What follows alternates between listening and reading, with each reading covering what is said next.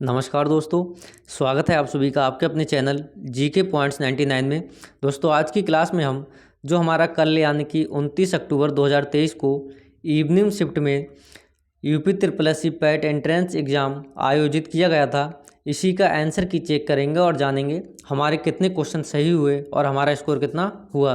तो चलिए number 1 question शुरू करते हैं। आपका जो पहला क्वेश्चन है, fill in the blank with correct preposition. तो यहाँ पर जो है हमें सही प्रीपोजिशन का उपयोग करना है और जो हमारा सेंटेंस दिया है, I have never looked on a face that was so devoid feeling. तो यहाँ पर जो ब्लैंक स्थान दिया है, यहाँ पर हमें सही प्रीपोजिशन का उपयोग करना है। प्रीपोजिशन दी हुई है बाई, इन, एट या ऑफ। तो यहाँ पर जो है ऑफ का प्रयोग किया जाएगा। Question number 2, give synonym of underline word. जो अंडरलाइन शब्द है, इसमें हमें सिनोनिम शब्द देना है।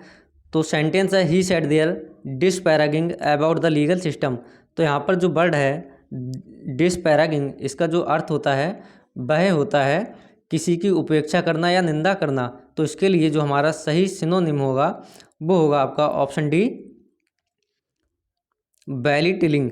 बेलिटिलिंग जो है डिस्पैरागिंग का सही सिनोनिम होगा। Question number 3, give one word for. तो यहाँ पर एक शब्द देना है, the original inhabitants of a country. यानी कि किसी देश के जो मूल निवासी होते हैं उनके लिए एक शब्द क्या होगा, तो होगा ऑप्शन सी, सिटीजन। यानी कि नागरिक जो है किसी भी देश के मूल निवासी के लिए वन वर्ड होगा। क्वेश्चन नंबर 4, तो 4 जो क्वेश्चन है इसमें हमें 4 और 5 का पैराग्राफ से आंसर देना है। तो 4 नंबर क्वेश्चन है, which is correct from the following with reference to US. यानी यूनाइटेड स्टेट के बारे में सही स्टेटमेंट देना है। तो यहाँ पर जो हमारा सही होगा वो होगा ऑप्शन डी, चिल्ड्रन में live with their parents even after 18। यानी कि 18 साल बाद जो है बच्चे अपने माता पिता से अलग रह सकते हैं।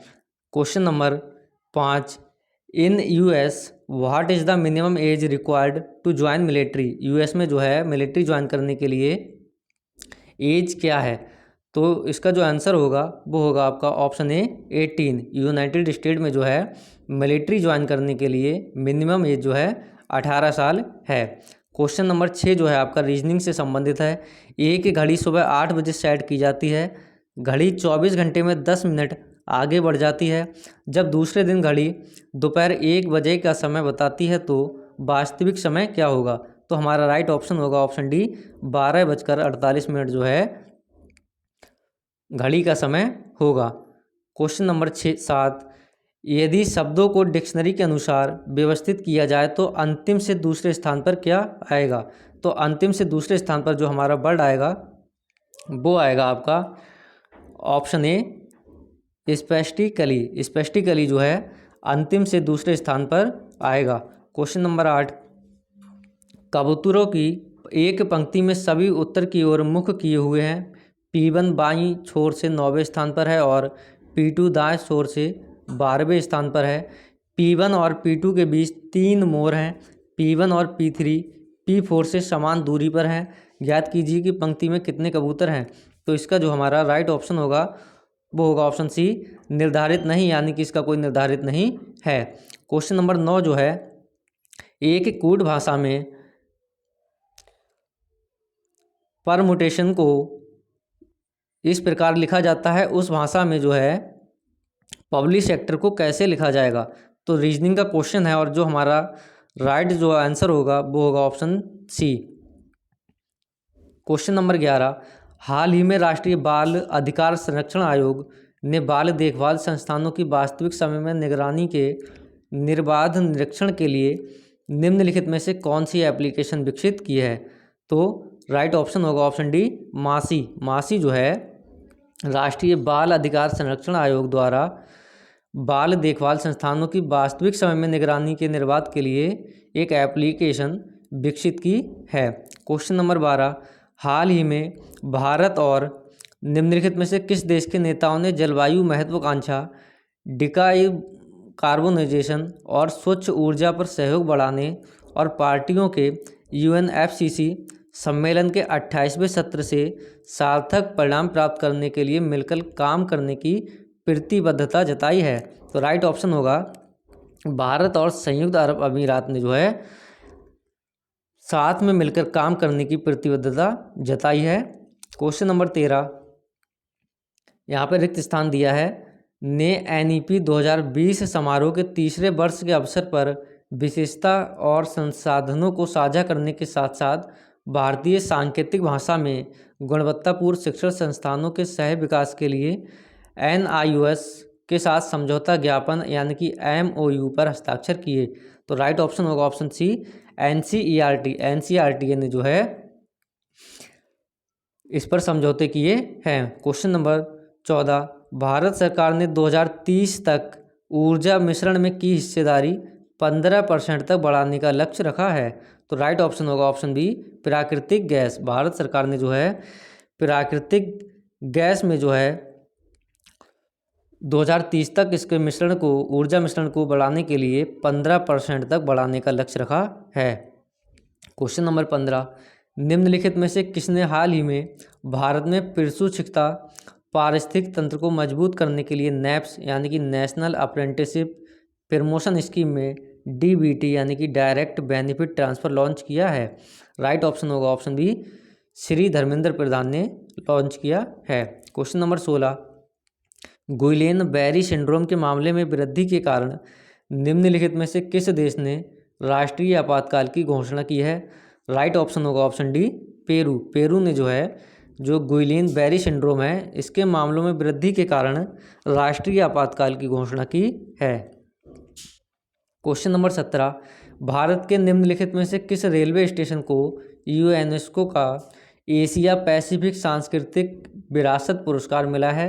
राइट ऑप्शन होगा ऑप्शन सी बाईकुला रेलवे स्टेशन जो महाराष्ट्र का है इसको यूनेस्को द्वारा एशिया पैसिफिक सांस्कृतिक विरासत पुरस्कार प्राप्त हुआ है।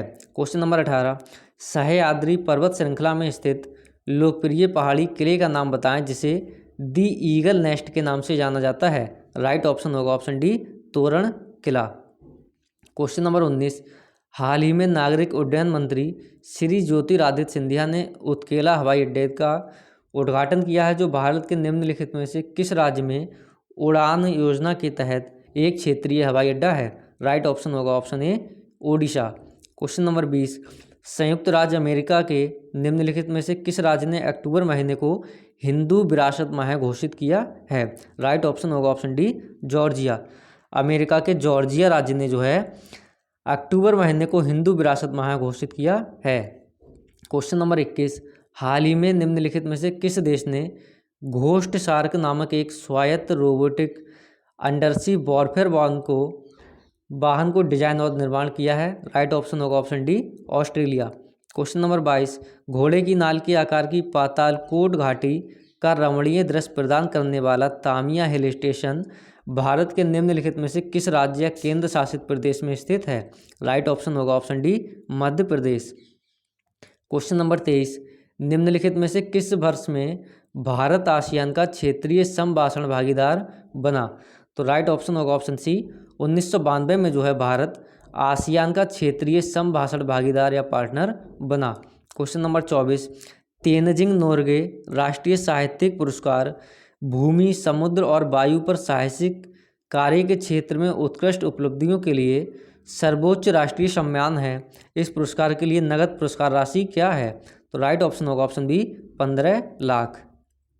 क्वेश्चन नंबर 25, नीतिसार यानी कि राजनीति के तत्व जिसमें कौटिल्य के अर्थशास्त्र का प्रारंभिक मूल पाठ शामिल है निम्नलिखित में से किसके द्वारा लिखा गया था? राइट ऑप्शन होगा ऑप्शन सी विष्णुगुप्त।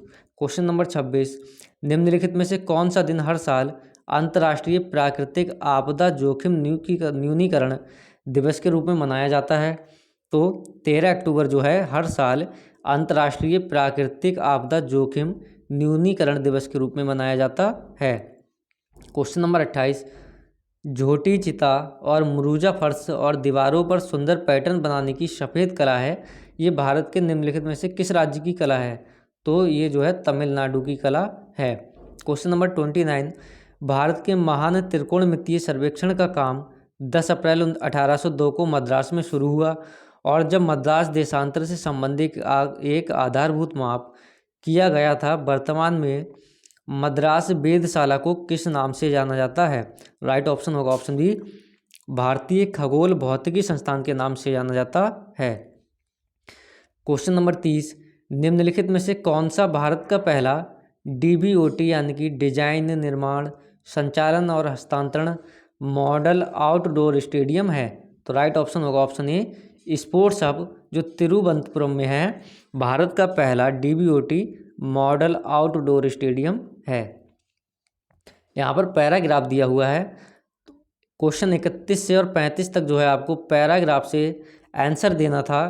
तो जो 31 नंबर क्वेश्चन है इसमें एक मुहावरा है, ना 3 में ना 13 में, मुहावरे का अर्थ ठीक लगता है। तो जो राइट ऑप्शन होगा वो होगा ऑप्शन डी, किसी भी गिनती में ना होना, यानी कि किसी भी प्रकार से गिनती में ना होना, ना 3 में ना 13 में मुहावरे का सही अर्थ है। क्वेश्चन नंबर 32, भत्सना का क्या तात्पर्य है? तो भत्सना का जो तात्पर्य है वो आपका निंदा और तिरस्कार से है। क्वेश्चन नंबर 33, लेखक की परेशानी का कारण क्या था? पैराग्राफ का क्वेश्चन है और राइट ऑप्शन होगा ऑप्शन ए, लेखक और उनके जैसे साहित्यकारों को भविष्य कभी क्षमा नहीं करेगा, जैसे भीष्म को आज तक क्षमा नहीं किया गया था। क्वेश्चन नंबर 34, भीष्म पितामह को क्षमा क्यों नहीं किया गया? तो राइट ऑप्शन होगा ऑप्शन ए, कौरवों की सभा में भीष्म ने द्रौपदी का भयंकर अपमान देखकर भी मौन धारण किया हुआ था। क्वेश्चन नंबर 35, लेखक को किस यथार्थ बोध से राहत मिली? राइट ऑप्शन होगा ऑप्शन डी, लेखक भीष्म नहीं थे और उनसे अवस्था में, ज्ञान में, प्रतिभा में बहुत आगे बहुत से ज्ञानी गुणी लोग भरे पड़े हैं, उन्हें भविष्य नामक महादुरंत जंतु से जो है डरना चाहिए। क्वेश्चन नंबर जो 36 से 40 है इसमें पैराग्राफ से आपको आंसर देना था। क्वेश्चन नंबर 36 है, राष्ट्र, सांस्कृतिक और विरासत क्रमशः कौन सी व्याकरणिक इकाइयाँ हैं? राइट ऑप्शन होगा ऑप्शन डी, संज्ञा, विशेषण और संज्ञा। क्वेश्चन नंबर 37, अंतर विरोध शब्द में किस प्रकार की संधि है? तो इसमें जो है विसर्ग संधि है। क्वेश्चन नंबर 38, व्यक्ति की दृष्टि कब संकुचित हो जाती है? राइट ऑप्शन होगा ऑप्शन सी, जब व्यक्ति धर्म, जाति, कुल आदि को प्रमुख मानने लगता है। क्वेश्चन नंबर 39, एक जागरूक नागरिक के रूप में हमारा क्या कर्तव्य है? राइट ऑप्शन होगा ऑप्शन ए, धर्म, जाति, भाषा आदि के तुच्छ मतभेदों को बुलाकर जो है एक सुयोग्य और कर्मठ व्यक्ति को जो है मत दें या उसका चुनाव करें। निम्नलिखित लाइन चार्ट का ध्यानपूर्वक अध्ययन करें और नीचे दिए गए प्रश्नों के उत्तर दें। 41 से 45 तक आपको चार्ट से आंसर देना है। तो जो 41 नंबर क्वेश्चन है, ट्रेन ए द्वारा ट्रेन सी को पार करने में लिया गया समय ज्ञात कीजिए यदि वे एक ही दिशा में यात्रा कर रही हैं। तो इसका जो आंसर है पैराग्राफ से यानी कि चार्ट से लगाना है और राइट ऑप्शन होगा इसका ऑप्शन ए, 86 सेकेंड। यदि ट्रेन बी और डी दोनों विपरीत दिशा में यात्रा कर रही हैं तो उनके द्वारा एक दूसरे को पार करने में लिया गया अनुमानित समय ज्ञात कीजिए। राइट ऑप्शन होगा ऑप्शन डी, 9.78 सेकेंड जो है इसका सही आंसर होगा। क्वेश्चन नंबर 43, यदि ट्रेन ई एक निश्चित लंबाई के प्लेटफार्म को 50 सेकंड में पार करती है तो ट्रेन डी द्वारा उसी प्लेटफार्म को पार करने के लिए लिया गया अनुमानित समय ज्ञात कीजिए। राइट ऑप्शन होगा option B, 91.82 second. Question number 44, train A Patna से दिल्ली की ओर यात्रा कर रही थी जबकि ट्रेन डी दिल्ली से पटना की ओर यात्रा कर रही थी। ट्रेन डी के 2 घंटे बाद चलती है। यदि दोनों ट्रेनें दिल्ली से 297 किलोमीटर की दूरी पर मिलती हैं तो पटना से दिल्ली के बीच अनुमानित दूरी ज्ञात करें। तो इसका जो सही ऑप्शन था वो था ऑप्शन सी, 529.2 किलोमीटर। निम्नलिखित पाई चार्ट का ध्यानपूर्वक अध्ययन करें और नीचे दिए गए प्रश्नों के उत्तर दें। 46 से 50 तक जो है आपको चार्ट से आंसर देना है। 46 जो आपका क्वेश्चन है, यदि भारत की कुल जनसंख्या 125 करोड़ है तो दक्षिण क्षेत्र और पश्चिम क्षेत्र की जनसंख्या का अनुमानित योग करोड़ों में क्या है? तो जो आपका दक्षिण क्षेत्र है उसका जो अनुमानित योग होगा वो होगा आपका ऑप्शन बी 48.75, यानी कि करोड़ में इसका आंसर होगा। क्वेश्चन नंबर 47, यदि भारत के पूर्वी क्षेत्र की कुल जनसंख्या 126.5 मिलियन है तो भारत के उत्तरी क्षेत्र की कुल जनसंख्या लगभग कितनी है? तो इसका आंसर मिलियन में देना है और राइट ऑप्शन होगा option B 80.96 million. Question number 48, Bharat के उत्तरी क्षेत्र की कुल जनसंख्या पूर्वी क्षेत्र की कुल जनसंख्या से कितने प्रतिशत कम है? राइट ऑप्शन होगा option D 36%। Question number 49, Bharat में पुरुषों का महिलाओं से अनुपात 13:12 है और केंद्रीय क्षेत्र में पुरुषों का जो महिलाओं से अनुपात है 9:7 है। केंद्रीय क्षेत्र में महिलाओं की संख्या भारत की महिलाओं की कुल संख्या का कितना प्रतिशत है? राइट ऑप्शन होगा 18, 11 और 48। क्वेश्चन नंबर 50, पश्चिम क्षेत्र की कुल जनसंख्या का 50% पुरुष है, जो भारत में पुरुषों की कुल जनसंख्या के 10% के बराबर है। और यदि पश्चिम क्षेत्र में महिलाओं की कुल जनसंख्या 50 मिलियन है तो भारत में पुरुषों की कुल जनसंख्या कितनी है? राइट ऑप्शन होगा ऑप्शन डी 500 मिलियन। नेक्स्ट जो आपका क्वेश्चन है, भारतीय संविधान का कौन सा अनुच्छेद मुख्यमंत्री के कर्तव्यों को परिभाषित करता है? तो अनुच्छेद 167 167 जो है मुख्यमंत्री के कर्तव्यों को परिभाषित करता है। 13 दिसंबर 1946 को संविधान सभा में उद्देश्य प्रस्ताव ऑब्जेक्टिव रिसोल्यूशन किसके द्वारा पेश किया गया था? राइट ऑप्शन होगा ऑप्शन ए जवाहरलाल नेहरू। जवाहरलाल नेहरू द्वारा जो है 13 दिसंबर 1946 को संविधान सभा में उद्देश्य प्रस्ताव पेश किया गया था। किस अनुच्छेद के तहत आपातकाल के दौरान मौलिक अधिकारों को भी निलंबित किया जा सकता है? तो अनुच्छेद 359 के तहत जो है आपातकाल के दौरान मौलिक अधिकारों को भी निलंबित किया जा सकता है। क्वेश्चन 84 है, ब्रिटिश प्रधानमंत्री रामसे मैकडोनाल्ड द्वारा बनाया गया सांप्रदायिक पुरस्कार निम्नलिखित में से किसका परिणाम था? राइट ऑप्शन होगा आपका ऑप्शन ए द्वितीय गोलमेज सम्मेलन। जो ब्रिटिश प्रधानमंत्री थे रामसे मैकडोनाल्ड, इनके द्वारा सांप्रदायिक पुरस्कार बनाया गया था। ये जो है द्वितीय गोलमेज सम्मेलन का परिणाम था। लैक्टोमीटर निम्नलिखित में से किस सिद्धांत या नियम पर कार्य करता है? तो ये जो है आपका आर्किमिडीज के सिद्धांत पर कार्य करता है। लोकतंत्र और विकास के लिए पंचायती राज संस्थाओं के पुनरुद्धार पर एक अवधारणा पत्र तैयार करने के लिए किस समिति को नियुक्त किया गया था? तो इसका जो एक डाउटफुल क्वेश्चन है और इसका जो लगभग आंसर था वो था आपका ऑप्शन सी शिवरामन समिति। क्वेश्चन नंबर 87, भोजन के डिब्बों कैंस पर जिंक के स्थान पर निम्नलिखित में से किस धातु का लेप लगाया जाता है? राइट ऑप्शन होगा ऑप्शन डी टीन। आग के पास किस रसायन का अत्यधिक सूखा पाउडर छोड़ने से CO2 यानी कार्बन डाइऑक्साइड निकलता है? राइट ऑप्शन होगा ऑप्शन डी सोडियम बाइकार्बोनेट। देसी घी की कीमत में 25% की वृद्धि हुई है। एक परिवार को देसी घी की खपत कितने प्रतिशत कम करनी चाहिए ताकि इस खाते में खर्च ना बढ़े? तो राइट ऑप्शन होगा लगभग 20% की कमी करनी चाहिए। मैथ का क्वेश्चन है, इसका जो हमारा राइट ऑप्शन था वो था आपका ऑप्शन ए 0। इसको सॉल्व करने के बाद जो आंसर आएगा वो आएगा आपका 0। इकाई अंक पूछा है, इकाई अंक होगा आपका 0। क्वेश्चन नंबर 91, फ्लोरोसेंट ट्यूब और CFL में निम्नलिखित में से किस धातु का वाष्प होता है जो प्रकृति में विषैला होता है? राइट ऑप्शन होगा आपका ऑप्शन बी पारा। स्फिग्मोमैनोमीटर का उपयोग निम्नलिखित में से किसे मापने के लिए किया जाता है? तो इसका जो उपयोग है रक्तचाप यानी ब्लड प्रेशर या ब्लड सर्कुलेशन को मापने के लिए किया जाता है। चांदी का जूता मारना मुहावरे का सही अर्थ निम्न में से कौन सा है? राइट ऑप्शन होगा ऑप्शन ए रिश्वत देना। भारतीय आत्मा किस कवि का उपनाम है? राइट ऑप्शन होगा ऑप्शन सी माखनलाल चतुर्वेदी। भारतीय आत्मा जो है माखनलाल चतुर्वेदी का उपनाम है। उर्मिलेश शब्द का सही संधि विच्छेद चयन कीजिए। राइट ऑप्शन होगा उर्मिला प्लस ईस।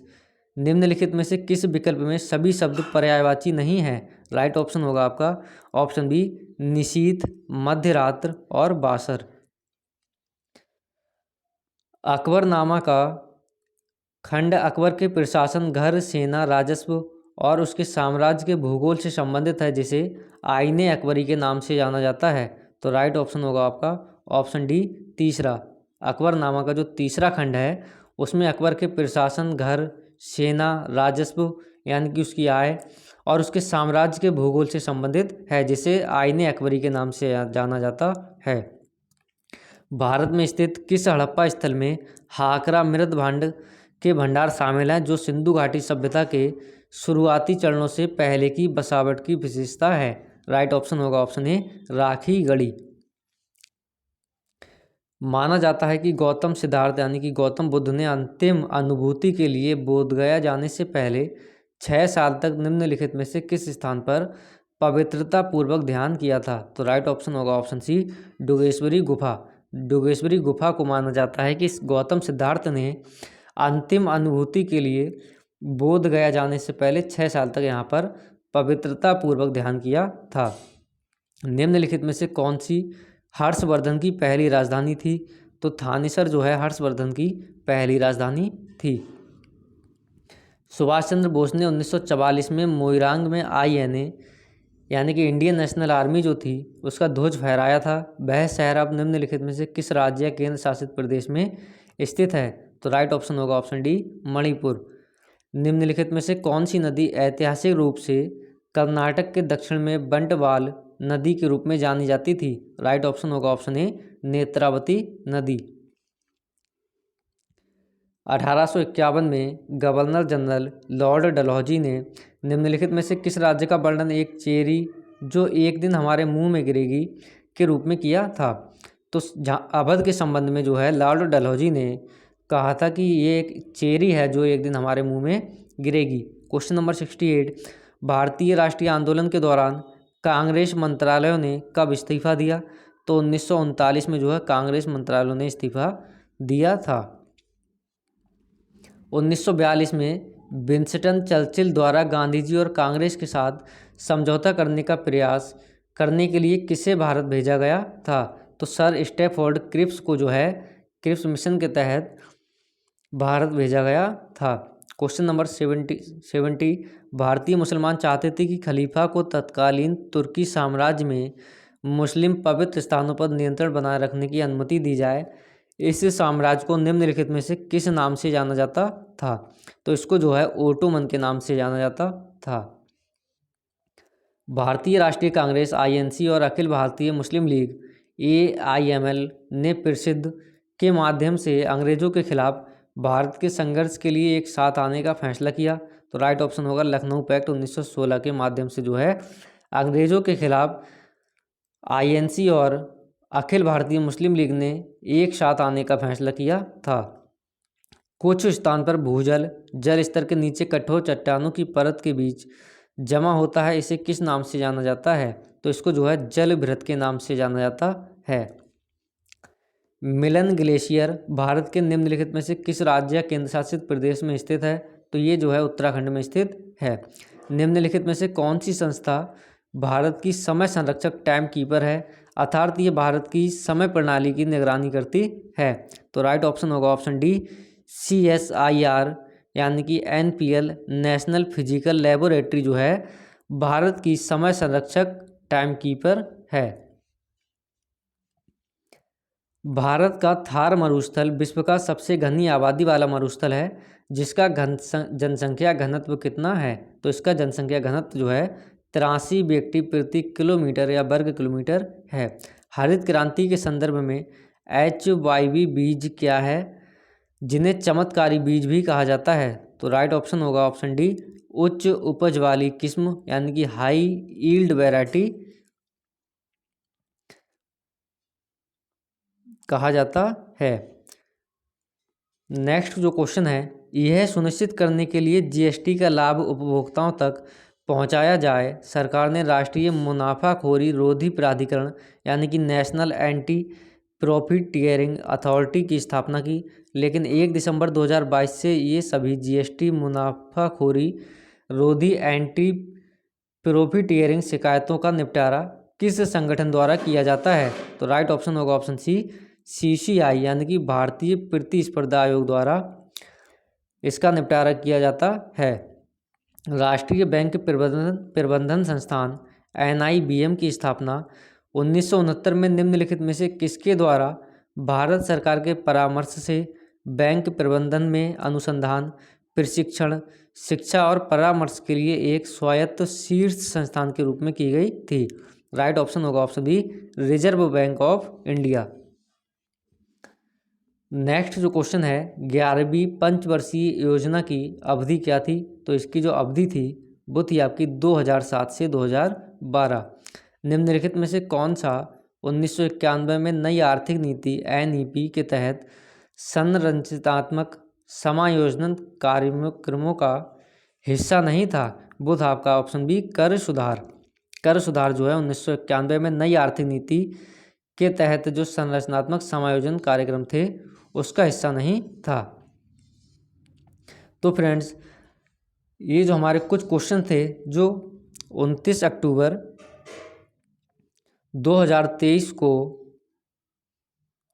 इवनिंग शिफ्ट में पूछे गए थे। उम्मीद है आप सभी के क्वेश्चन काफ़ी अच्छे होंगे और आपका स्कोर काफ़ी अच्छा होगा। अगर वीडियो अच्छी लगी हो तो वीडियो को लाइक कीजिए और चैनल को सब्सक्राइब कीजिए।